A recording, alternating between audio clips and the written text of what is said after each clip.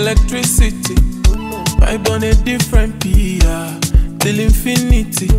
Steady on a different beat. Life is not that deep. It's all about the energy. Good day, students, and welcome to the conclusion of Computational Devices. Computational Devices Part 2. In this class, we'll be concluding on where we started off from. We started off from 19th century computing devices. When we talked about abacus, we talked about Napier bones, we talked about many others, Pascal calculator and the likes.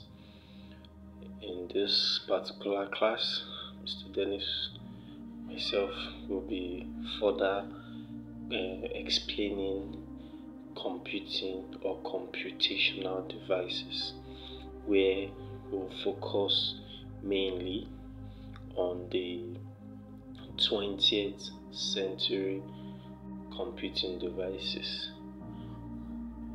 Under the following devices, we'll be talking about the EDVAC, talking about the HEADSAC, talking about the ENIAC, we're talking about the UNIVAC. These four computing devices is what will sum up the conclusion of the topic known as computational devices. Now, the EDVAC device. The EDVAC device, also known as the Electronic Discrete Variable Automatical Computer. Now, what is it? It was one of the earliest large mainframe computer that was built in the 1940s. As you can see, it was developed by J. Presper Eckert. It was the very first mainframe computer that represented a binary system rather than decimal system. The EDVAC was designed, as I earlier said, in 1944, but actually it was built in the 1940s. So before it was being installed in the US Army Research Laboratories in Maryland in August. The EDVAC serves as a binary serial number that proposed mathematical operations with a serial memory capacity of 5.5 kilobytes. The EDVAC used magnetic tape as a data media and could run over 20 hours a day. The EDSAC.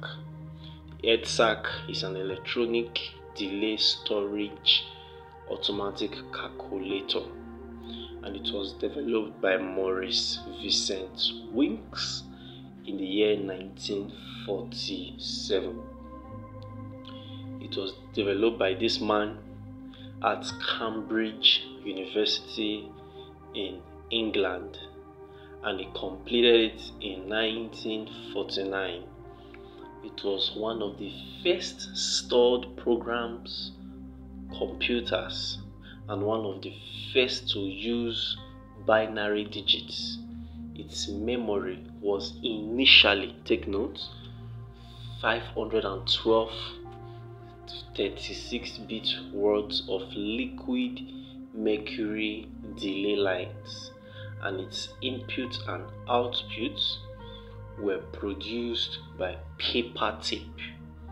The EDSAC could do about 700 additions per second and 200 multiplications per second.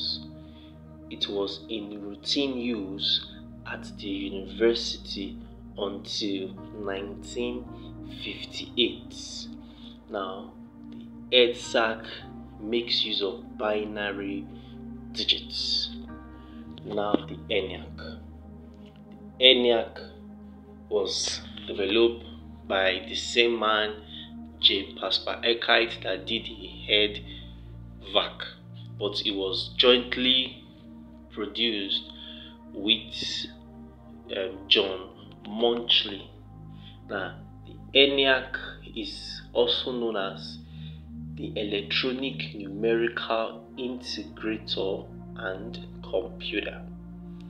It was the first programmable general purpose electronic digital computer that was built during World War II by the United States.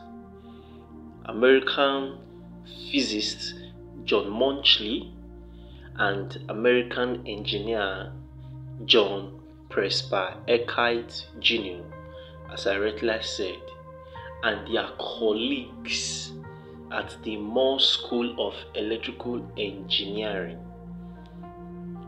at the University of Pennsylvania led a government-funded project to build an electronic computer under the contract to the Army and under the direction of Herman Goldstine. Work began in early 1943 on ENIAC. The next year, mathematician John von Neumann began frequent consultation with the group. The ENIAC computer was developed in 1949 by these two men. Back then, the program or the computer was based on programs used for Second World II, as I rightly said. Now the UNIVAC. The UNIVAC full meaning is the Universal Automatic Computer. It was one of the earliest commercial computers. Now, after these two men, that's the person of John Munchley and Presper Eckert, when they left the Moore School of Engineering at the same University of Pennsylvania,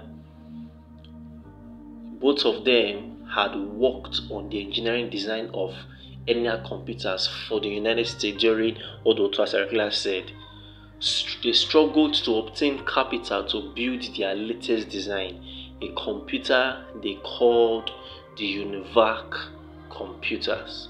Now, these UNIVAC computers, for the meantime, they contracted with the Northrop Corporation to build the binary of the automatic computer, also known as BINAC, but that's not your level, which when completed in 1947 became the very first American stored programming computer. The partners delivered the very first UNIVAC to the US Bureau of the Census in March 91, meaning they made use of this computer to perform their census counting. Although their company, their parents, and their talent had been acquired by Remington Rand Incorporation in 1950, although it was also owned through the experience of the ENIAC computer. UNIVAC was built from the start as a stored program computer, so it was very different artificially. It also used an operator keyboard and a cursor typewriter for simple or limited input and magnetic tape for all the input and outputs. And in conclusion, I would love to say that the UNIVAC was designed as a commercial data processing computer intended to replace the punched card accounting machine of the day. It could read 7,200 decimal digits per second. It did not use binary numbers, take notes, making it far the fastest business machine built. Thank you for watching.